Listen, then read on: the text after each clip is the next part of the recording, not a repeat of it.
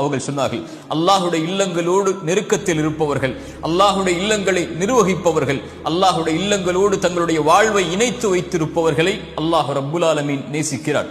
அல்லாஹுடைய தூதர் ஸல்லல்லாஹு அலைஹி வஸல்லம் அதனால்தான் அல்லாஹுடைய இல்லங்களில் அல்லாஹ்வை வணங்குவதற்குரிய சிறப்பிற்குரிய தொழுகையை அங்கே நிறைவேற்றுமாறு கூறினார்கள்.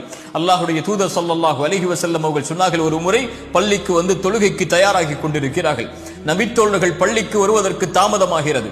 அல்லாஹுடைய தூதர் ஸல்லல்லாஹு அலைஹி வஸல்லம் தங்களுடைய கோபத்தில் சொன்னார்கள், யாரெல்லாம் பள்ளிக்கு இகாமத் சொல்லப்பட்டதற்கு பிறகும், அதான் சொல்லப்பட்டதற்கு பிறகும், அழைப்பு விடுக்கப்பட்டதற்கு பிறகும் யார் பள்ளிகளுக்கு வராமல் வீடுகளில் தங்களுடைய தொழுகைகளை ஆக்கிக் கொள்கிறார்களோ அவர்களுடைய வீடுகளை நெருப்பால் எரிக்க என் மனம் நாடுகிறது என்று அல்லாஹுடைய தூதர் ஸல்லல்லாஹு அலைஹி வஸல்லம் அவர்கள் சொன்னார்கள். நம்முடைய வீடுகள் எல்லாம் அல்லாஹுடைய தூதர் ஸல்லல்லாஹு அலைஹி வஸல்லம் மேலும் சொன்னார்கள், ஒரு கண் தெரியாத நபித்தோழர் வருகிறார். அல்லாஹுடைய தூதரே, எனக்கு கண் தெரியாது, இரவுடைய நேரங்களில் பள்ளிக்கு வருவதற்கு சிரமமாக இருக்கிறது, பாதையின் காரணமாக நான் வீடுகளில் தொழுவதற்கு அனுமதி இருக்கிறதா?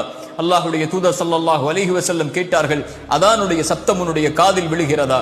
அவர் சொன்னார், ஆம் என்று. அப்படி என்றால் உனக்கு எந்த ஒரு அனுமதியையும் நான் பார்க்கவில்லை என்று அல்லாஹுடைய தூதர் ஸல்லல்லாஹு அலைஹி வஸல்லம் அவர்கள் அந்த நபித்தோழருக்கு சொன்னார்கள். நமக்கு கண் தெரியாதா? அல்லாஹ் ரப்புல் ஆலமீன் நம்மை சீரமைப்பானாக.